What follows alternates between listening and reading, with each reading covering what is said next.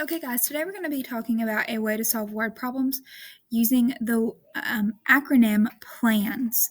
An acronym is when you have a word and each letter stands for a different word.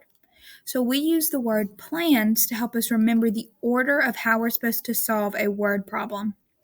It's just to help us and give us a good idea of where to start. Sometimes word problems can be overwhelming. Sometimes they can have a lot of steps or a lot of extra words. So when we use plans, it helps us to figure out how to solve. So here we go.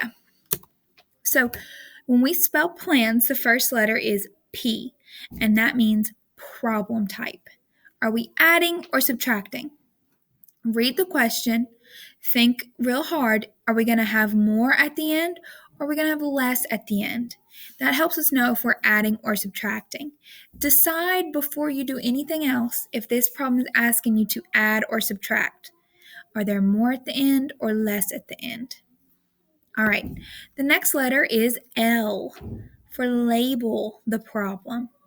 That means find the important words and numbers that are in that problem. Not everything in a word problem is always important for us to know. It's just not.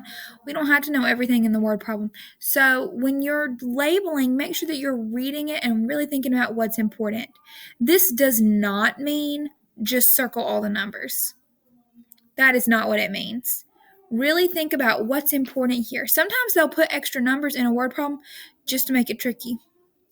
Make sure that you're reading and really thinking about what does it want me to find? What is the important information inside this word problem? Next is answer. And answer is a little out of order because answer is what you get last, but it's the third letter here. You don't have to put your answer down until the very end. Once you've solved it, once you're ready to move on, make sure you go back and write your answer right there underneath the A.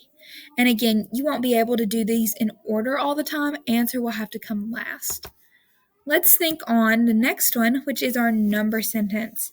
Write your equation. This is where you'll have your plus sign and your equal sign and your other numbers. You might also have a subtraction sign and an equal sign and your other numbers, your add-ins.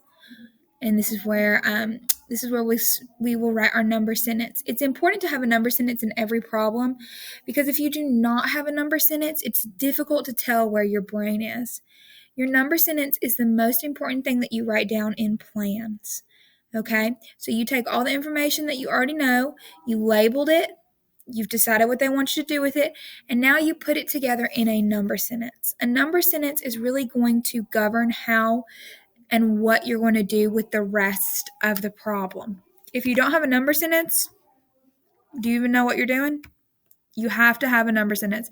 It is the most important part.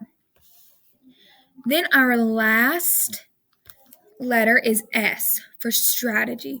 So what did you use to solve this problem? Did you use tens and ones? Did you use a number line? Did you use a hundreds chart? Write how you solved it. Your work on the side will show how you solved it, but write it down. Name the strategy. Did you count on your fingers? Did you use a number line? Did you use a reckon rack? Did you use a 10 frame? What did you do?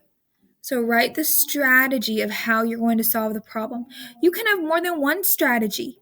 You can also have more than one number sentence sometimes, but that's for big, hard problems. You can use a bunch of strategies. Miss Barton in her word problems often uses more than one strategy, and that's okay. Sometimes we use more than one strategy to figure out different parts of the problem. Sometimes we use more than one strategy to check ourselves. So you want to make sure that you always write down the strategy. So just to review, we've got P stands for problem, L stands for label, A stands for answer, N stands for number sentence, and S stands for strategy. Whenever you're doing a word problem, make sure that you're using plans to help you. If you don't use it, you might get lost. This way, if you have this information on the side over here, it's easy for Miss Barton or any other teacher to know what you were thinking and to help you if you mess up. Also, if you get it right, it shows that you know exactly what you're talking about and you're ready to move on. So I will see you guys next time. Thank you for listening to our little math lesson all about plans. Have a good day.